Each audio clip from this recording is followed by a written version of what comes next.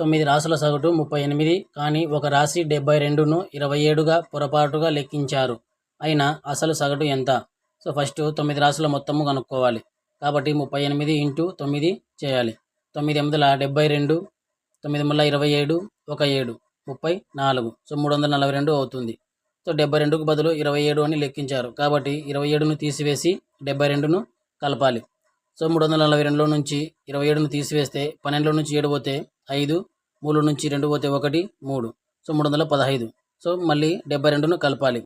5, 2, 7, 1, 7, 8, 3. So 387.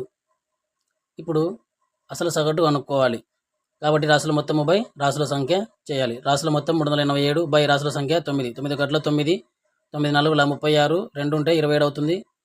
9 3 27. So అసలు సగటు 43. Option